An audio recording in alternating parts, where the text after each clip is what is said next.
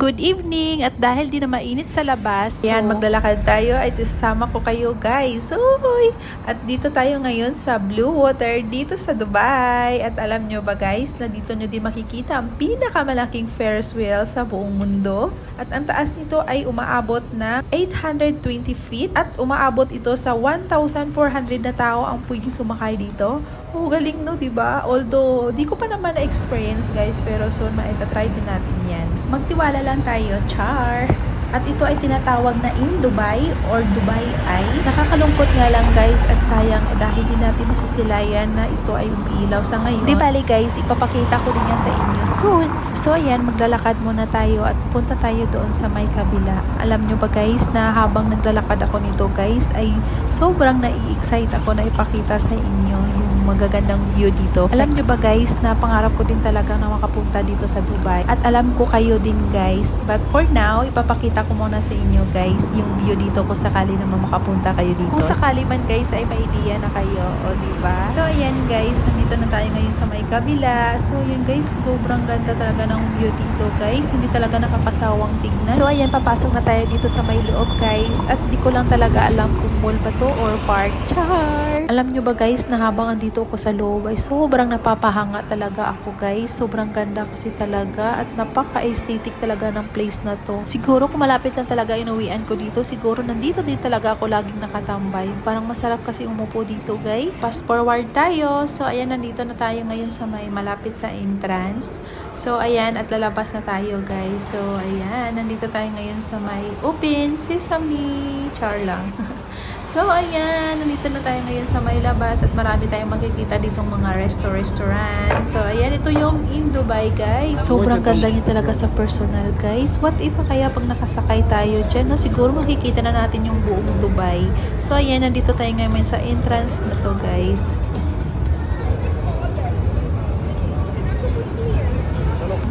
Fast forward, so andito na tayo ngayon sa may canal view dito sa may Blue Water. Tignan nyo naman, no, sobrang ganda. Meron pa silang patrak-trak din dito. Oh. Ayan, feeling ko tuloy, hindi ko alam kung nasa London ba ako o nasa Dubai. Char! So, ayan, nakakatuwa. Ang tuwang-tuwa yung mga bata habang sumasakay dyan. Siguro kapag na-experience ng mga anak ko, siguro tuwang-tuwa din sila.